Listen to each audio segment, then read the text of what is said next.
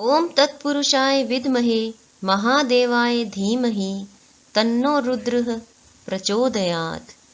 सभी प्रभु भक्तों को जीवन प्रकाश चैनल की तरफ से नमस्कार। आज हम स्कंद पुराण के अनुसार श्रावण मास महात्म्य का 10वां अध्याय करेंगे, जिसका शीर्षक है श्रावण मास में शनिवार को किए जाने वाले कृत्यों का वर्णन। तो चलिए शुरू करते हैं श्रावण मास महात्म्य का 10वां अध्याय।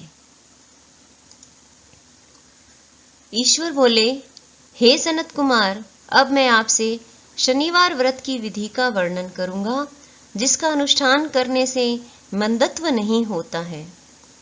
श्रावण मास में शनिवार के दिन नरसिंह, शनि तथा अंजनी पुत्र हनुमान, इन तीनों देवताओं का पूजन करना चाहिए।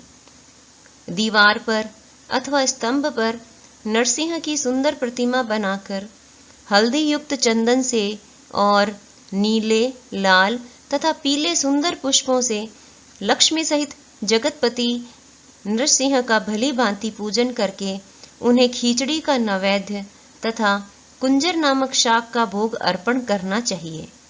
उसी को स्वयं भी खाना चाहिए और ब्राह्मणों को भी खिलाना चाहिए। तिल का तेल तथा घृत स्नान भगवान नरसिंह को प्रिय है। शनिवार के दिन तिल सभी कार्यों के लिए प्रशस्त है। शनिवार के दिन तिल के तेल से ब्राह्मणों तथा सुवासिनी स्त्रियों को उपटन लगाना चाहिए तथा कुटुंब सहित स्वयं भी संपूर्ण शरीर में तेल लगाकर स्नान करना चाहिए तथा उड़द का भोजन ग्रहण करना चाहिए। इससे भगवान नरसिंह प्रसन्न होते हैं। इस प्रकार श्रावण मास में चारों शनिवार में इस व्रत को करना चाहिए। जो ऐसा करता है उसके घर में स्थिर लक्ष्मी का वास रहता है और धन्य धान्य की समृद्धि होती है। पुत्रहीन व्यक्ति पुत्र वाला हो जाता है और इस लोक में सुख भोग कर अंत में वैकुंठ प्राप्त करता है। नरसिंह की कृपा से मनुष्य की चारों दिशाओं में व्याप्त रहने वाली उत्तम कीर्ति होती है। हे सौम्य, मैंने आपसे नरसिंह का यह उत्तम व्रत कहा है। हे सनत कुमार, अब शनि की प्रसन्नता के लिए जो करना चाहिए उसे सुनिए। एक लंगड़े ब्राह्मण और उसके अभाव में किसी ब्राह्मण के शरीर में तिल का तेल लगाकर उसे उष्ण जल से स्नान कराना चाहिए और श्रद्धा पूर्वक नरसिंह के लिए बताए गए अन्न अर्थात खिचड़ी उसे खिलानी चाहिए। उसके बाद तेल, लोहा, काला तिल, काला उड़द, काला कंबल प्रदान करना चाहिए। इसके बाद व्रती यह कहे कि मैंने यह सब शनि की प्रसन्नता के लिए किया है। शनि देव मुझ पर प्रसन्न हो। उसके बाद तिल के तेल से शनि का अभिषेक कराना चाहिए। उनके पूजन में तिल तथा उड़द के अक्षत अर्थात चावल प्रशस्त माने गए हैं। हे मुने, अब मैं शनि का ध्यान बताऊंगा, आप ध्यान पूर्वक सुनिए। शनैश्चर्य कृष्ण वर्ण वाले हैं, मंद गति वाले हैं, कश्यप गोत्र वाले हैं, सौराष्ट्र देश में पैदा हुए हैं, सूर्य पुत्र हैं, वर देने वाले हैं, दंड के समान आकार वाले मंडल में स्थित है, इंद्रनील मणि तुल्य कांति वाले हैं, हाथों में धनुष, बाण, त्रिशूल धारण किए हुए हैं, गिद्ध पर आरूढ़ हैं, यम इनके अधिदेवता हैं, ब्रह्मा इनके प्रत्यधि देवता हैं।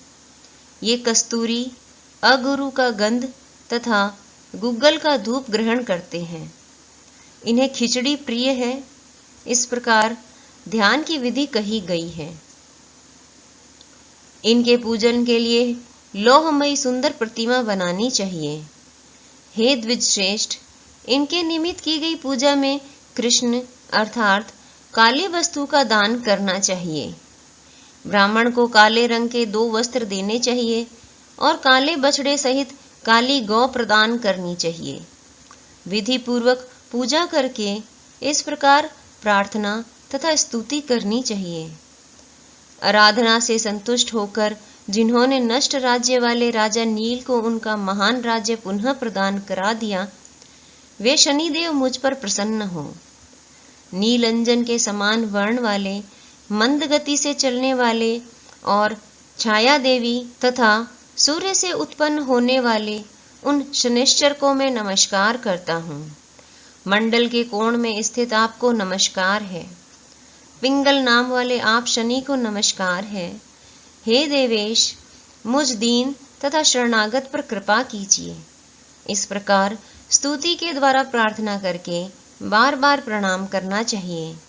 3 वर्णों ब्राह्मण, क्षत्रिय, वैश्य के लिए शनि पूजन में शन्नो देवी इस वैदिक मंत्र का प्रयोग बताया गया है और शूद्रों के लिए पूजन में नाम मंत्र का प्रयोग बताया गया है।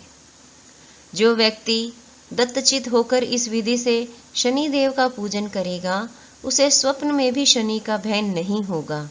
हे विप्र, जो मनुष्य श्रावण मास में प्रत्येक शनिवार के दिन भक्ति पूर्वक इस विधि से इस व्रत को करेंगे उन्हें शनैश्चर के द्वारा लेश मात्र भी कष्ट नहीं होगा। जन्म राशि से पहले, दूसरे, चौथे, 5वें, 7वें, 8वें, 9वें अथवा 12वें स्थान में स्थित शनि सदा कष्ट पहुंचाता है। शनि की शांति के लिए क्षमाग्नि इस मंत्र का जप कराना बताया गया है। उसकी प्रसन्नता के लिए इंद्रनील मणि का दान करना चाहिए। हे सनत कुमार, इसके बाद अब मैं हनुमान जी की प्रसन्नता के लिए विधि का वर्णन करूंगा। हनुमान जी की प्रसन्नता के लिए श्रावण मास में शनिवार को रुद्र मंत्र के द्वारा तेल से उनका अभिषेक करना चाहिए। तेल में मिश्रित सिंदूर का लेप उन्हें समर्पित करना चाहिए।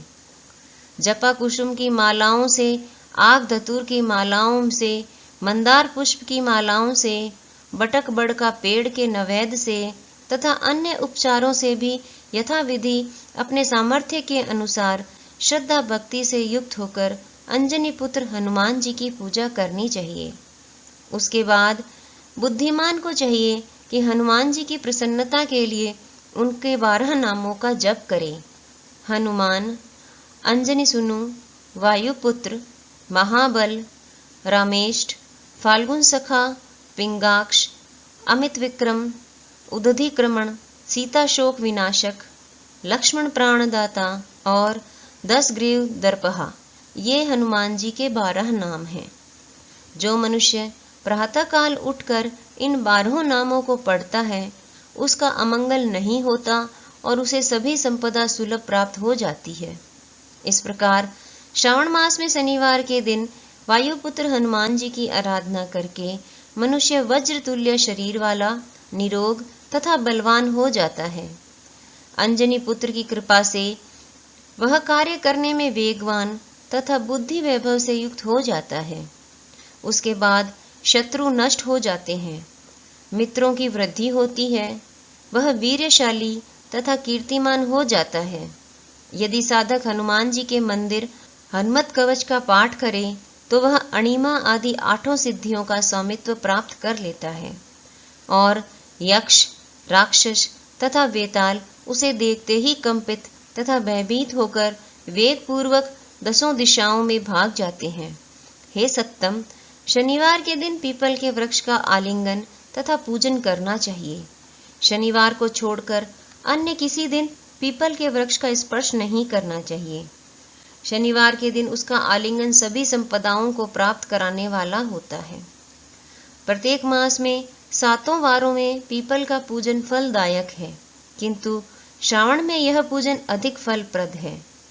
इस प्रकार श्री स्कंद पुराण के अंतर्गत ईश्वर सनत कुमार संवाद में श्रावण मास महात्म्य में शनैश्चर, नरसिंह, हनुमत पूजन आदि शनैश्चर कृत्य कथन नामक 10वां अध्याय पूर्ण हुआ। ओम नमः शिवाय।